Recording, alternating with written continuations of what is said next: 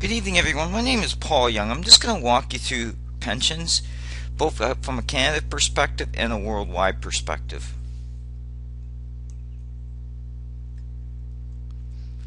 Now, here's a little bit about myself. I'm a CPA CGA by trade. I've got 25 years of experience. I like to talk about issues because a lot of cases mainstream media doesn't give you enough specifics around the issues, especially the significant pressure that we may see come forward.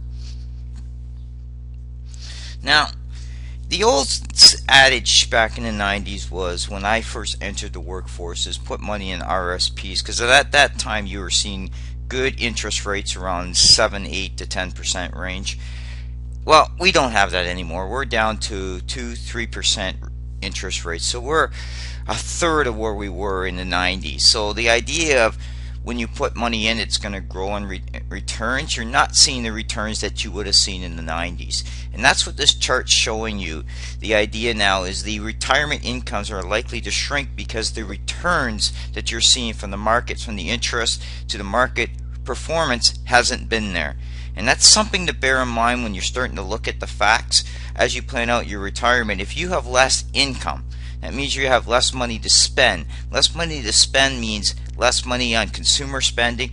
Consumer spending drives 2/3 of the economy. It also puts pressure on social programs to support cash-strapped seniors because they have less income now, and that's something to bear in mind.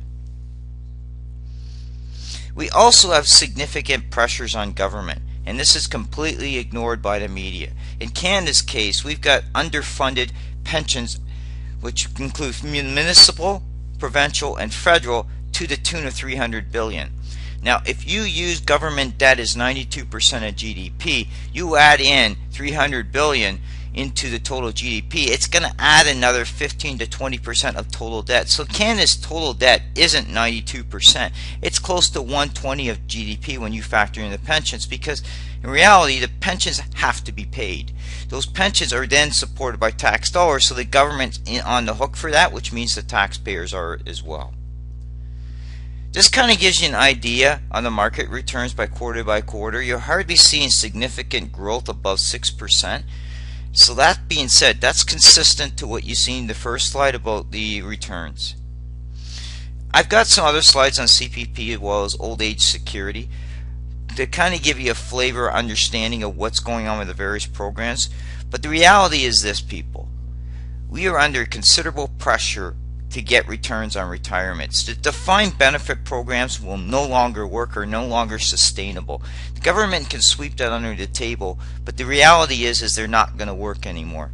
And they're not, by guaranteeing income puts pressure on that. All you're going to do is delay those guaranteed income change adjustments to a future period of time, and that's something to bear in mind.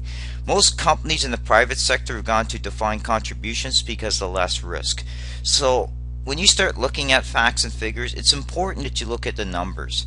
Do not believe the rhetoric when you hear premiers like Kathleen Wynne who want to bring in an Ontario registered pension plan.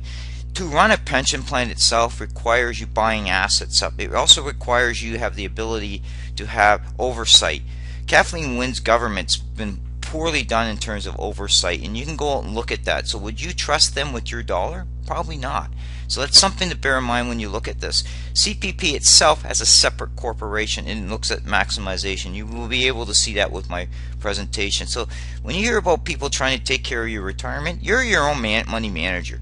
You should have your own financial plan in place and not rely solely on government to take care of yourself. Thank you.